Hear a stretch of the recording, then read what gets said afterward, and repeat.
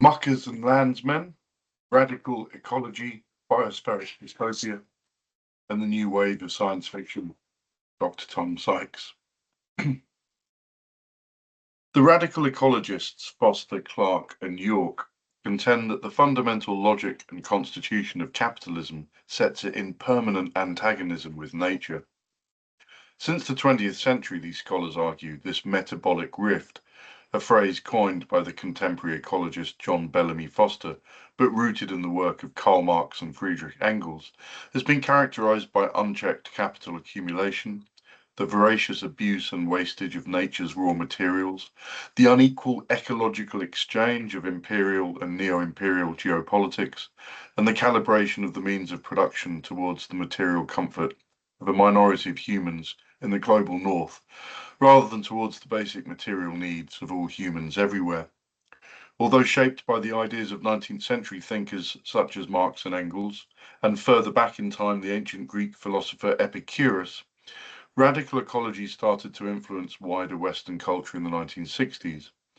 This period also saw the birth of the so-called new wave of science fiction, which brought all kinds of innovations to the genre.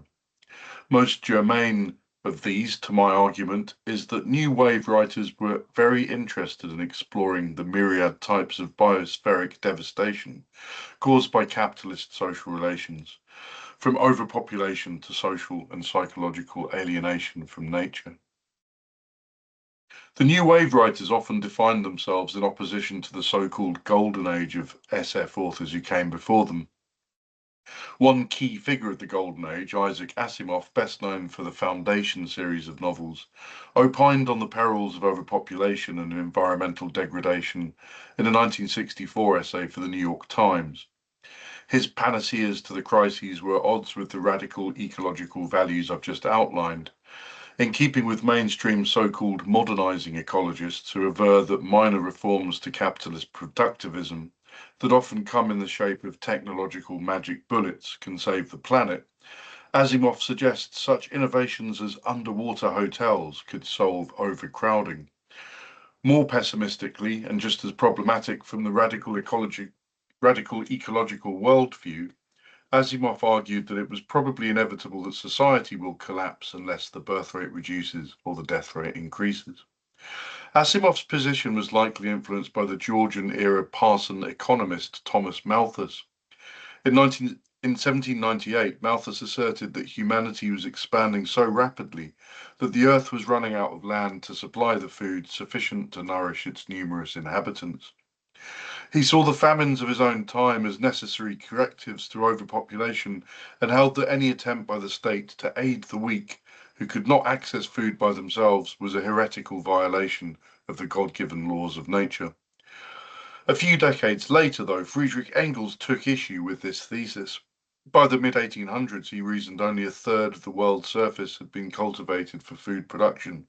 There was and would continue to be easily enough sustenance for every earthling, supposing the sustenance was shared equitably.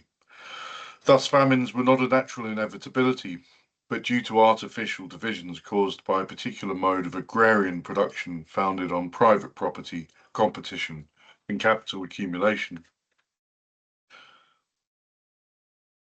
The literary critic Brian Stableford has characterized John Brunner's novel Stand on Zanzibar, 1969, a classic of the New Wave canon, as Malthusian. But this is misleading, I think. Brunner, an extraordinary figure who started out as a career British Army officer before becoming a socialist folk singer, campaign for nuclear disarmament activist, and hard SF writer in the 60s, offers in Stand on Zanzibar an hallucinatory panoramic vision of future overpopulation that is closer to Engels' analysis. The year is 2010, and the presence of nearly 8 billion people on Earth has created a panoply of metabolic rifts, filthy, rubbish-filled, polluted streets, widespread recreational drug abuse, and the mishandling of genetic technology for the benefit of an authoritarian ruling class. Stand on Zanzibar's omnisciently free-floating narrative is a tapestry woven from fictional advertising slogans, newspaper headlines, brand names, and other signifiers of a sophisticated consumerist mass media that impels the public to spend profligately in order to keep the economy growing. Yet precisely this frenzied overconsumption is the source of eco-social woes. One of the new wave's innovations was to turn science fiction inward, as J.G. Ballard put it, by exploring through futuristic extrapolation the psychological effects of the strange and dislocating new world of late capitalism. Thus, in Stand on Zanzibar, muckers are those driven to sudden, unfathomable acts of violence by the pressures of close-quarter living and almost non-existent privacy. Noel Noland, the peasant protagonist of Brian Aldiss's Earthworks 1965, is plagued by hallucinatory episodes brought on by alienation from nature in a neo-feudalist future dystopia.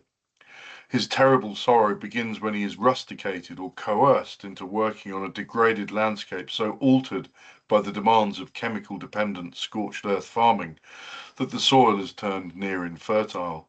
Noland is equally depressed by the struggling plant life he is tasked with protecting, and the cattle-like treatment of him and his fellow landsmen by heartless bosses.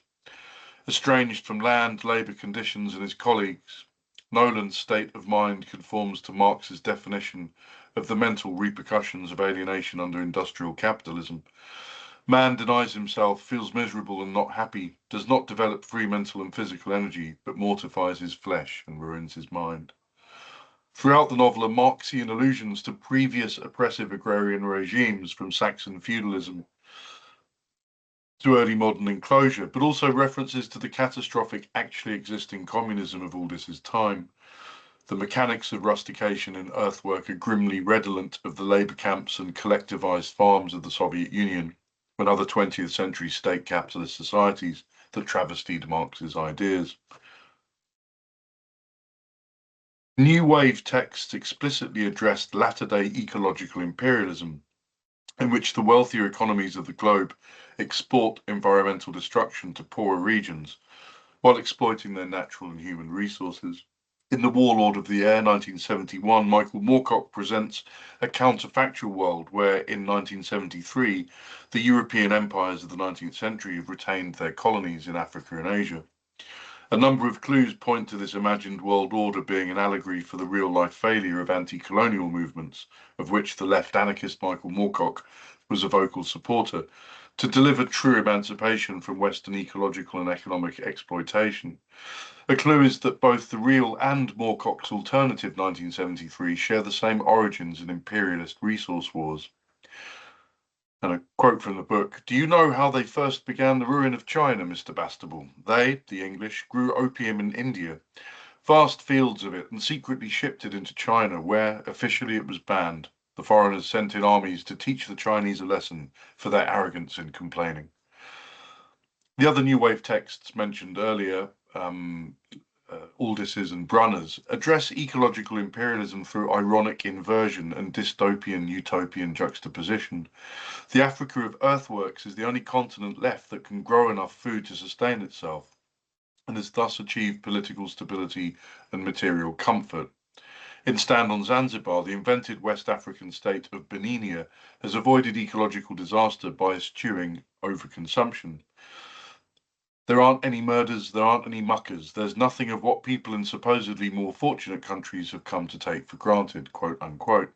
However, an American corporation will soon be descending on Beninia to extract its vast deposits of oil and minerals and impose the same market productivism that has ruined the rest of the planet. I want to end by discussing a text which is not typically seen as being part of the New Wave canon, but nonetheless, I think usefully provides a vision of a radical ecological future that I think would please the New Wave writers that I've mentioned. Kim Stanley Robinson's Red Mars 1993 is unprecedentedly positive, certainly by SF standards, in its realization of a human settlement on a terraformed Mars that devises an egalitarian way of life as an antidote to the metabolic rifts capitalism has inflicted on Earth. Rather than a privileged few selfishly benefiting from the exchange value generated by the rest of society laboring to extract natural materials, the novel's team of eco-economists decide that a living, ecologically defined, is determined by one's use values with respect to ecosystemic integrity, with respect to safeguarding and contributing to the processes of interrelated, flourishing human and non-human life, quote unquote. Robinson's invented Ecotopia ambitiously tries to answer one of the gravest questions ever to have confronted mankind, and that implicitly informs the new wave novels that I've been talking about. Do we as a species radically change our material relationship with nature or die out?